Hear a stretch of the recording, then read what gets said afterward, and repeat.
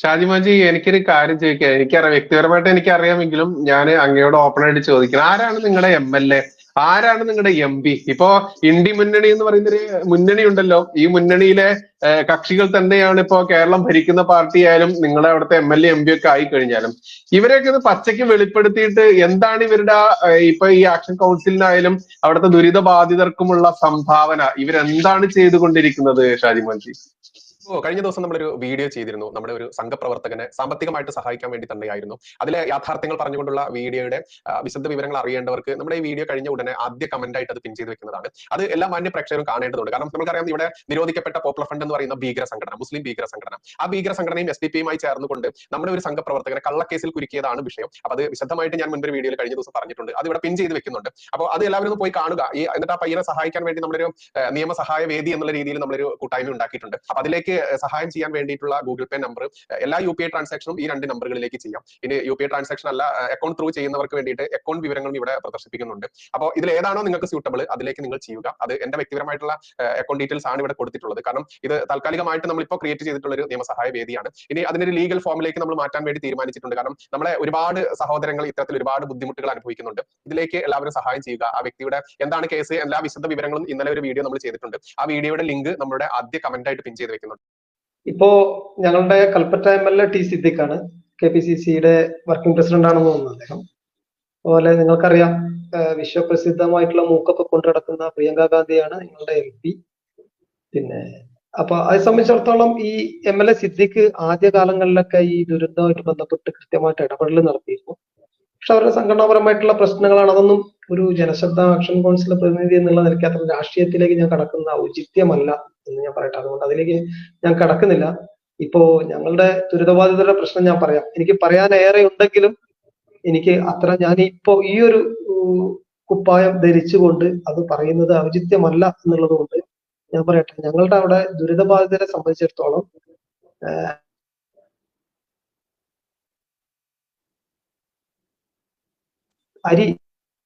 അരി വെളുത്തിരുന്നാൽ മതി എന്നുള്ള ഒരു ചിന്തയിലാണ് ഞങ്ങൾ. കേന്ദ്ര സർക്കാർ ആയാലും കേരള സർക്കാർ ആയാലും പുനരധിവാസം എത്രയും പെട്ടെന്ന് സാധ്യമാക്കണം. അങ്ങനെയാണ് ഞങ്ങൾക്ക് പറയാനുള്ളത്. ഇപ്പോ നിങ്ങൾ നോക്കൂ, November 15 EPC engineering procurement and contract എന്ന് പറയുന്ന സംവിധാനം അത് തയ്യാറാക്കുന്ന പറഞ്ഞത്, അത് സൈൻ ചെയ്യും, കരാർ സൈൻ ചെയ്യുന്ന പറഞ്ഞത്, അതിനുള്ള ഒരു ഏജൻസി ഏൽപ്പിച്ചുകൊണ്ട് അത് ഇതുവരെ ആയില്ല.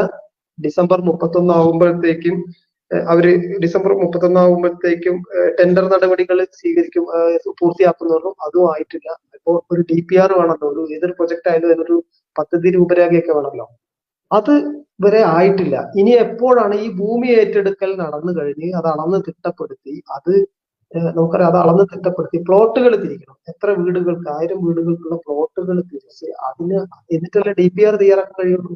അപ്പൊ ഇനി എത്രത്തോളം കാലം ഈ പുനരധിവാസം നീണ്ടുപോകും, അത് സങ്കല്പിക്കാൻ കഴിയാത്ത അതാണ്. ഇപ്പൊ ഇപ്പൊ അതുപോലെ തന്നെ വാടകയുടെ കാര്യമൊക്കെ, പുത്തുമല ദുരന്ത ബാധിതരെ കുറഞ്ഞ ആളുകളാണ് പുത്തുമല 2019 പുത്തുമലയിൽ ഉരുൾപൊട്ടി ആളുകൾ 17 പേര് മരിച്ചു, 5 പേരിന് കാണാനുണ്ട്.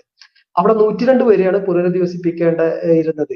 അതില് 52 പേർക്ക് അവിടെ മാതൃഭൂമി സ്ഥലം എടുത്തു കൊടുത്തു. വിവിധ സന്നദ്ധ സംഘടന, പൂത്തക്കൊല്ലി എന്ന് പറയുന്ന സ്ഥലത്ത് വെപ്പാടിക്കടുത്ത് 52 മാതൃഭൂമി സ്ഥലം എടുത്തു കൊടുത്തു. വിവിധ സന്നദ്ധ സംഘടനകളുടെ 10 പൈസയുടെ ചിലവ് സർക്കാരിന് ഇല്ലായിരുന്നു. അതില് മാതൃഭൂമി സ്ഥലം എടുത്തു വിവിധ സന്നദ്ധ സംഘടനകൾ അവർക്ക് വീട് വെച്ചു കൊടുത്തു. പക്ഷെ അതുപോലെ തന്നെ ഗവൺമെന്റ് ബാക്കിയുള്ള 50 പേർക്ക് ഗവൺമെന്റ് 6 ലക്ഷം രൂപ 6 ലക്ഷം രൂപ സ്ഥലത്തിന് 4 ലക്ഷം രൂപ വീടിനും വെച്ചു കൊടുത്തു. ഇപ്പോഴും 10-14 പേര് അവിടെ പുനരധിവാസ ലിസ്റ്റിൽ അർഹരായിട്ടുള്ള ആളുകൾ പെടാതെ അനാഥപ്രദങ്ങളെ പോലെ നടക്കുകയാണ്. അപ്പൊ ഇത്രയും വലിയൊരു സങ്കീർണമായിട്ടുള്ള ഈ ഒരു പുനരധിവാസം എങ്ങനെ ഗവൺമെന്റ് സാധ്യമാക്കും? ഇതുവരെ അതിനുള്ള ഒരു ഭൂമി ഞാൻ പറഞ്ഞില്ല, ഈ ഭൂമി ഏറ്റെടുക്കല് അത് എന്തിനും പുറകിലൊരു അജണ്ടയോടുകൂടി കാര്യങ്ങൾ ചെയ്യുന്ന ഒരു നല്ല മനസ്സോടുകൂടി ഈ ആളുകളെ പുനരധിവസിപ്പിക്കണം എന്നുള്ള നല്ലൊരു മനസ്സോടു കൂടിയുള്ള, ഇതിനിടയിൽ ഈ മന്ത്രിസഭയെ നിയന്ത്രിക്കുന്നത് ഒരു അദൃശ്യമായ കരങ്ങളാണെന്നാണ് നമുക്ക് മനസ്സിലാകുന്നത്. ഇത് ചെയ്യണം, ഈ ആളുകളെ പുനരധിവസിപ്പിക്കണം എന്നുള്ള മനസാക്ഷിയിൽ ഒരുപാട് രാഷ്ട്രീയ നേതൃത്വവും ഭരണ നേതൃത്വത്തിൽ തന്നെ ഉണ്ട്. പക്ഷെ അവർക്ക് മുകളിൽ ആരൊക്കെയോ ഇതിനെ നിയന്ത്രിക്കുന്നു. ഇപ്പോൾ തന്നെ ജോൺ മത്തായി എന്ന് പറഞ്ഞ ഒരു ഭൗമശാസ്ത്രജ്ഞനാണ് അവിടെ വന്ന് അളന്ന് തിരിച്ചത്. നിങ്ങൾക്കറിയാം, ഞങ്ങളുടെ നാട്ടില് പലതവണ ഉരുൾപൊട്ടൽ ഉണ്ടായിട്ടുണ്ട്. 1961, 1984, 22 പേര് മരണപ്പെട്ടു. 22 പേര് മരണപ്പെട്ടു. ഈ ഉരുൾപൊട്ടിയതിന് തൊട്ടടുത്ത് 2019 പുത്തുമല, 2020 ഇതേ സ്ഥലത്ത് ഇപ്രാവശ്യം പൊട്ടിയെടുത്ത് 2024 ഒരു പഠനം നടത്തി കൃത്യമായിട്ട് ഇനിയും ദുരന്ത സാധ്യത പ്രദേശങ്ങളെ പഠനം നടത്തി അടയാളപ്പെടുത്തി അത്തരം ഭാഗങ്ങളിൽ നിന്ന് ആളുകളെ മാറ്റിയിരുന്നെങ്കിൽ ഇപ്പൊ നമ്മളെ തേജസ്വി സൂര്യ ലോക്സഭയിൽ കൃത്യമായിട്ട് പറയുന്നുണ്ട് 2020 ദുരന്ത നിവാരണ വകുപ്പ് മുന്നറിയിപ്പ് കൊടുത്തിരുന്നു 4000 കുടുംബങ്ങളെ ഈ പ്രദേശം വയനാട്ടിലെ ദുരന്ത സാധ്യതാ പ്രദേശങ്ങളിൽ നിന്ന് മാറ്റണമെന്ന്. ഇപ്പോഴും നോക്കൂ, ഇപ്പോഴും അവിടെ അത്തരൊരു പഠനം നടത്തിയിട്ടില്ല. ഇവര് എന്താണ് ഇതിന് കാരണം എന്ന് ജോൺ മത്തായിയെ വെച്ച് പറഞ്ഞു. ആദ്യം ജോൺ മത്തായി അവിടെ ഇറങ്ങിയപ്പോ തന്നെ പറഞ്ഞു ഇനി ഒരു 50 വർഷത്തേക്ക് ഇവിടെ ഒരു ഉരുൾപൊട്ടൽ ഉണ്ടാവില്ല, ഇനി ഒരു 50 വർഷത്തേക്ക് ഉരുൾപൊട്ടൽ ഉണ്ടാവില്ല എന്നാണ് അദ്ദേഹം പറഞ്ഞത്. പക്ഷെ പല ഐസർ മൊഹാലിയിലെ ഗവേഷകർ വന്നിട്ട് പറഞ്ഞു അവിടെ 75 മെട്രിക് ടണ്ണ് ഇനിയും വരും, അത് സമീപ ഭാവിയിൽ തന്നെ 1-2 വർഷത്തിന് അടുത്ത മഴക്കനെ ചിലപ്പോൾ വരും, ഇതിന് വലിയ ഉരുൾപൊട്ടൽ ഉണ്ടാകാൻ സാധ്യതയുണ്ട്. അങ്ങനെ അദ്ദേഹം പിന്നീട് വന്നപ്പോൾ അത് തിരുത്തി ജോൺ മത്തായി. അതുപോലെ ജോൺ മത്തായി ആദ്യം പറഞ്ഞു പുഞ്ചിരിമട്ടടക്കം മുണ്ടക്കൈ പ്രദേശം ഒരിക്കലും ഇവിടെ വാസയോഗ്യമല്ലാന്ന്. പിന്നീട് അദ്ദേഹം പറഞ്ഞു 30 മീറ്ററിനും 50 മീറ്ററിനും ഉള്ള ആളുകളെ താമസിപ്പിക്കാന്ന്. പെട്ടെന്ന് ഇദ്ദേഹം അതുപോലെ തന്നെ ഇദ്ദേഹത്തിന്റെ കൂടെ ആ പരിസര പ്രദേശങ്ങളിൽ നിന്ന് സർവേക്ക് പോയ ആളുകളോട് ഇദ്ദേഹം പറയുന്നു ഞാൻ നിസ്സഹായനാണ്, എനിക്ക് കാര്യങ്ങൾ കൃത്യമായി തുറന്നു പറയാൻ കഴിയില്ല. ഈ ശാസ്ത്രജ്ഞനെ പോലും ഇദ്ദേഹത്തെ ഈ വിദഗ്ധനെ പോലും സ്വാധീനിച്ചത് ആരാണ്? അങ്ങനെ ഭൂരിപക്ഷ ആളുകളെയും തിരിച്ച് അവിടേക്ക് കൊണ്ടുപോകാനാണ്. ഈ മുണ്ടക്കൈ എന്ന് പറയുന്ന സ്ഥലത്ത് 2020 ഉരുൾപൊട്ടി നമ്മുടെ മണ്ഡലം സെക്രട്ടറി BJPയുടെ അവിടുത്തെ മണ്ഡലം സെക്രട്ടറി ആയിട്ടുള്ള വിജയൻ എന്ന് പറയുന്ന ആളടക്കം അയാളുടെ വീടടക്കം പോയിരുന്നു. അദ്ദേഹം ഇപ്രാവശ്യം മുന്നറിയിപ്പ് കൊടുത്തിരുന്നത് ഉരുൾപൊട്ടാൻ സാധ്യത ഉണ്ടെന്ന്. അദ്ദേഹത്തെ പോലും നിശബ്ദമാക്കുക ചെയ്ത് ആ വീട് 3 പേരുടെ വീട് പോയപ്പോ അവിടെ രാജൻ മറുതായി എന്ന് പറയുന്ന ഒരു ദമ്പതികളുടെ വീടും പോയിരുന്നു. അങ്ങനെ അവരെ മാറ്റി വീടൊക്കെ കൊടുത്തു. പക്ഷെ അവരെ പിന്നെയും അവിടെ പോയി താമസിച്ചു മുണ്ടക്കയിൽ തന്നെ. ഇപ്രാവശ്യം അവരുടെ കുടുംബത്തിൽ 6 പേരോ മറ്റോ പോയി. അവരെല്ലാവരും ഒരു മകൻ മാത്രമാണ് ബാക്കിയായത്. അപ്പോ ഈ അപകടത്തിന് അവനവന്റെ ഹാബിറ്റായിട്ടുള്ള ഒരു ജീവികളെ പോലെ തന്നെ മനുഷ്യനും അവൻ താമസിക്കുന്ന സ്ഥലങ്ങളിൽ നിന്ന് അങ്ങനെ മാറി താമസിക്കാൻ അവൻ തയ്യാറാവില്ല, ഏതൊരു ജീവിയെ പോലെ.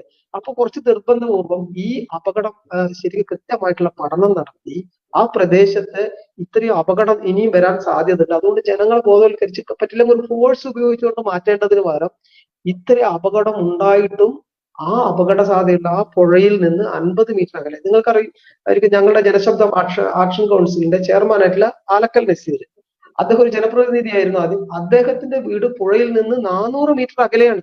പക്ഷെ ഇപ്പൊ മരത്തടി കിടക്കുന്ന അയാളുടെ മുണ്ടക്കയിൽ അയാളുടെ അടുക്കളയിലാണ് കയറി കിടക്കുന്നത്. വലിയ ഒരു 4 ആനയ്ക്ക് വലിച്ചാൽ പോകാത്ത മരത്തടികൾ അദ്ദേഹത്തിന്റെ അടുക്കളയിലാണ് കിടക്കുന്നത്. അപ്പോ ഇദ്ദേഹം പറയുന്നത് 30 മീറ്റർ 50 മീറ്റർ പരിധി ആ പുഴയിൽ നിന്ന് വിട്ടിട്ടുള്ള ആളുകൾക്ക് താമസിക്കാമെന്ന്. ഇനിയും ഒരുപാട് ആളുകളെ കൊലക്കി കൊടുക്കാനാണ് സർക്കാർ ശ്രമിക്കുന്നത്. സർക്കാർ ഇപ്പൊ പുനരധിവാസത്തിനോടൊപ്പം തന്നെ ആ വെള്ളരിമലയുടെ മേഖലയിൽ ഇനി ദുരന്ത സാധ്യത ഉണ്ടോ? ദുരന്ത സാധ്യത ഉണ്ടെങ്കിൽ അവിടെ താമസിക്കുന്ന ആളുകൾ എത്ര? അവരെയും കൂടി പുനരധിവാസ ലിസ്റ്റിൽ ഉൾപ്പെടുത്തണം എന്നല്ല. ഇപ്പൊ ഗവൺമെന്റ് ഒരു 467 പേരുടെ പുനരധിവാസമാണ് ഇപ്പൊ പറയുന്നത്. ആദ്യം അത് അവർ പറഞ്ഞത് 1000 പേരെന്ന്. മുഖ്യമന്ത്രി നിയമസഭയിൽ 1046 പേര് പറഞ്ഞു, അന്നത്തെ ചീഫ് സെക്രട്ടറി 1023 പേരുടെ പറഞ്ഞു. ഇപ്പൊ അവര് 467 പറയുന്നു, 500 പറയുന്നു. ഇപ്പൊ അവര് 600-ൽ താഴെ ആളുകളെയാണ് പുനരധിവസിക്കുന്നത്. ബാക്കിയുള്ള ആളുകളെ തിരിച്ച് ആ താഴ്വരയിൽ അപകടകരമായ സ്ഥലത്ത് തന്നെ തിരിച്ചു കൊണ്ടുപോകാനാണ് അവർ ശ്രദ്ധിക്കുന്നത്. പിന്നെ ഈ പണം ഈ മുണ്ടക്കൈ ചൂരൽമല ദുരിതബാധിതരുടെ പേര് പറഞ്ഞ് മാത്രം 675 കോടി രൂപ CMDRF ഉണ്ടെന്ന് പറയുന്നു. ഇനിയിപ്പോ കേന്ദ്രത്തിന്റെ പണം കൂടി കിട്ടും. ഈ പണം കഴുകനെ പോലെയാണ് ഇവര്, ദുരന്തം കാത്തിരിക്കുന്ന കഴുകനെ പോലെ, അല്ലെങ്കിൽ ഒരു ശവം കാത്തിരിക്കുന്ന കഴുകനെ പോലെ ഇവർ ഇത് കാത്തിരിക്കുകയാണ്. അപ്പോ ഈ ജനങ്ങളെ പുനരധിവസിപ്പിക്കണമെന്നോ ഇനി ഭാവിയിൽ ആ പൗരനെ ഗവൺമെന്റിന് സർക്കാരിന് ആ പൗരന്മാരോട് ഒരു കടപ്പാടും ഒരു ബാധ്യതയും ഒരു പ്രതിബദ്ധതയുണ്ട്. അത് അവർക്കില്ല. ഈ ഗവൺമെന്റ് ഒരു മനസാക്ഷി ഇല്ലാത്ത രീതിയിൽ ഇത്രയും ആളുകളെ ആ ചുരൽമലയിലെ സാധാരണക്കാരായിട്ടുള്ള ആളുകളെ അവിടെ കൊണ്ടുപോയി താമസിപ്പിക്കാൻ അതിന് പല കാരണങ്ങളും ഉണ്ട്. നമ്മള് ഉദ്ദേശിക്കുന്ന തുരങ്കപാത ഈ വെള്ളരിമലയുടെ മേഖലയിലൂടെയാണ്. വെള്ളരിമലയിലെ ഇപ്പൊ ഉരുൾപൊട്ടിയ ആ പ്രദേശത്ത് നിന്ന് 5 കിലോമീറ്റർ അകലെ മലയിലാണ് ഈ തുരങ്കപാത വരുന്നത്. അപ്പോ ഞാൻ ന്യായമായും ഭയപ്പെടുന്നത് ഈ തുരങ്കപാതയൊക്കെ അതിന്റെ സാധ്യതകൾ ഇല്ലാതാവുമോ? ഇത്തരം ഒരു ദുരന്ത സാധ്യത പഠനങ്ങൾ അവിടെ നടത്തിയാൽ ഈ തുരങ്കപാത എന്ന സ്വപ്നം അവരുടെ സ്വപ്നമില്ലാതെ അത് വയനാടിന്റെ ഒരു സ്വപ്നം കൂടിയാണ്. അതിനെ ഞാൻ എതിർക്കുകയല്ല. പക്ഷെ അതുകൊണ്ടൊക്കെയാണോ ഈ സാധാരണക്കാരെ വീണ്ടും ഈ അപകടാവസ്ഥയിലേക്ക് കൊണ്ടുപോയി തള്ളിയിടുന്നത് എന്ന് പിന്നെ ഞാൻ സംശയിക്കുകയാണ്. ഓരോ മഴ പെയ്യുമ്പോഴും ഒരു ഇടി വെട്ടുമ്പോഴും അവിടെ ഇപ്പോഴും കുറെ ആളുകൾ താമസിക്കുന്നത്. നമ്മളെ വി മുരളീധരൻ പറഞ്ഞിരുന്നു. വി മുരളീധരൻ മുൻ കേന്ദ്രമന്ത്രി അദ്ദേഹം പറയുന്നത് 3 വാർഡുകളിലാണല്ലോ സംഭവിച്ചത്. മേപ്പാടി പഞ്ചായത്തിലെ 10, 11, 12 വാർഡുകളിലാണ്. ഈ 12ാം വാർഡിലായിരുന്നു ഞാൻ താമസിച്ചിരുന്നത്. ഈ 11ാം വാർഡ് മുണ്ടക്കൈ പൂർണ്ണമായിട്ടും പോയി. കുഞ്ചിരിമട്ടം തുടങ്ങി മുണ്ടക്കൈ. ഈ ചൂരൽമല 12ാം വാർഡിന്റെ ഒരു 30% പോയത്. സ്കൂൾ റോഡ് ഭാഗം, സ്കൂൾ ജനങ്ങൾ ഏറ്റവും കൂടുതൽ ആളുകൾ തിങ്ങി പാർക്കുന്ന ഒരു പ്രദേശമായിരുന്നു. ഒരിക്കലും അപകടപ്പെടില്ല അല്ലെങ്കിൽ അപകടമില്ല എന്ന് കരുതിയ ഞങ്ങളൊക്കെ അവിടേക്കാണ് ഈ മരവും പാറക്കഷ്ണങ്ങളെല്ലാം ഒഴുകി വന്നത്. അവിടെ പോയി. അവിടെ 30%. അട്ടമലയുടെ ഏകദേശം ഒരു 20% പോയിട്ടുള്ളൂ. ഒരു 20% പോയിട്ടുള്ളൂ. അപ്പൊ ഈ വാർഡുകൾ തന്നെ പൂർണ്ണമായിട്ട് പോയിട്ടില്ല. അത്രയും വാർഡുകൾ, ആ പ്രദേശങ്ങളിലുള്ള ആളുകളെ ഇവര് സംരക്ഷിക്കാൻ ഗവൺമെന്റ് പരാജയപ്പെട്ടു പോയി. ഇപ്പോ മുരളീധരൻ അത് പറഞ്ഞത്. പിന്നെ ഇതില് വേറൊരു കാര്യം കൂടി ഉണ്ടായെന്ന് വെച്ചാൽ വയനാട് ദുരന്തം എന്ന് പറഞ്ഞപ്പോ ഈ വയനാട് ദുരന്തം എന്ന് പറയുന്നത് വയനാട് ഇപ്പൊ പൊതുവെ എന്റെ ആ പ്രദേശങ്ങളൊക്കെ ടൂറിസം മേഖലയായിട്ട് ബന്ധപ്പെട്ടാണ്. തൊഴിലില്ലാതായി ജനങ്ങൾക്ക്.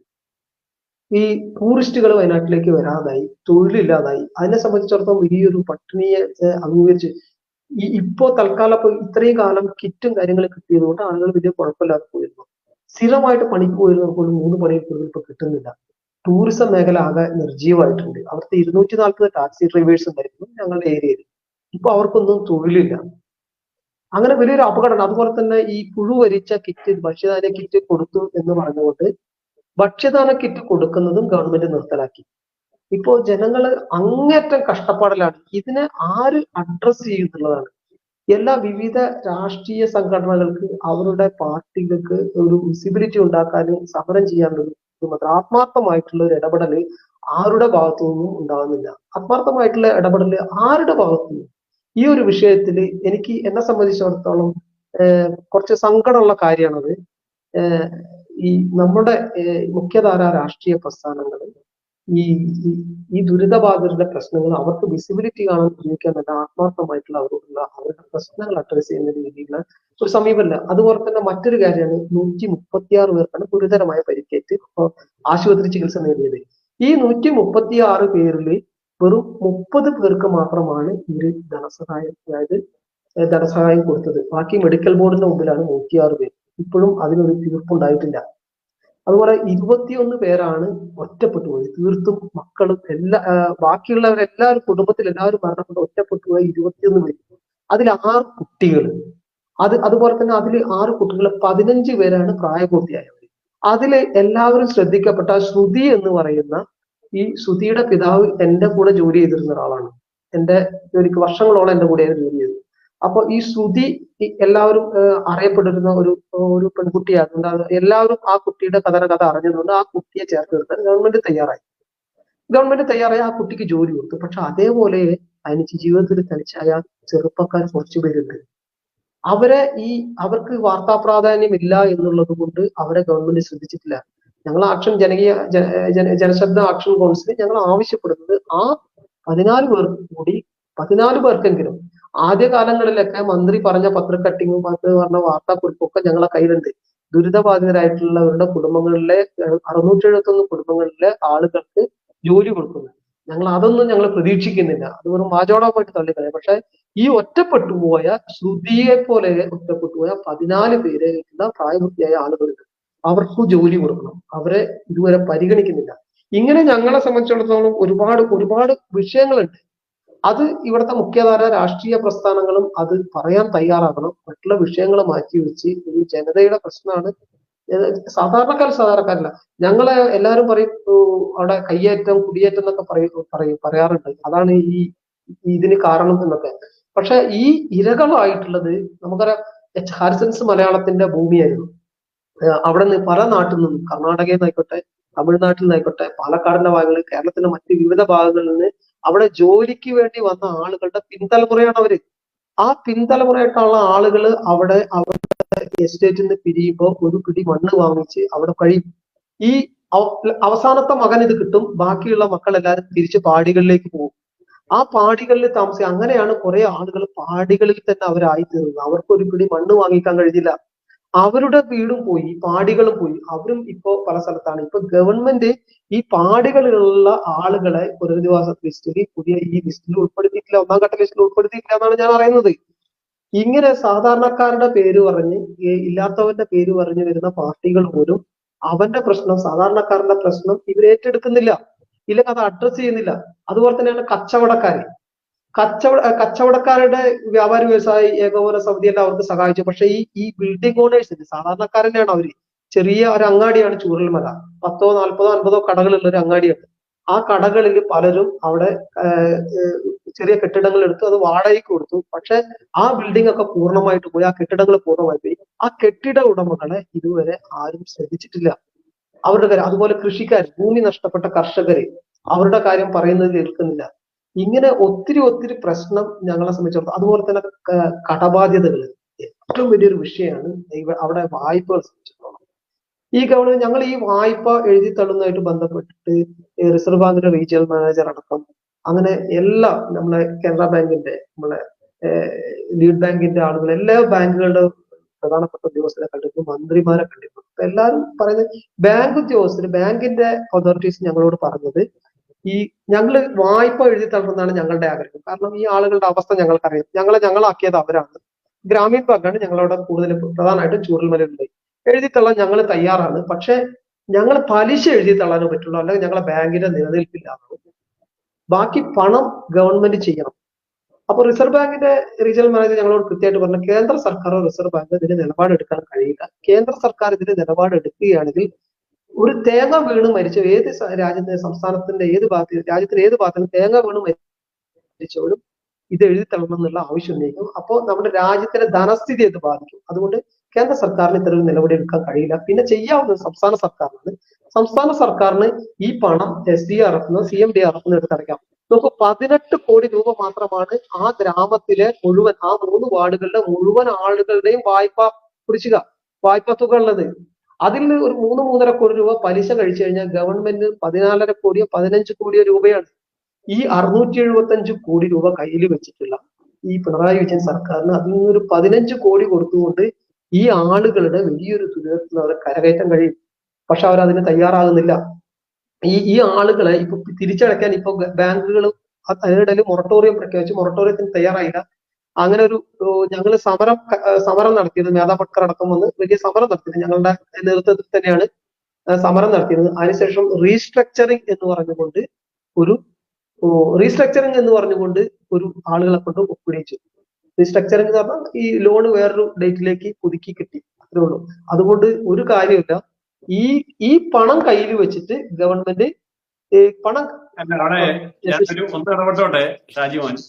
ഈ റീസ്ട്രക്ചറിങ് എന്ന് പറയുന്നത് ഭയങ്കര കെണിയാണ്. ഒരു ഉദാഹരണം പറയാം.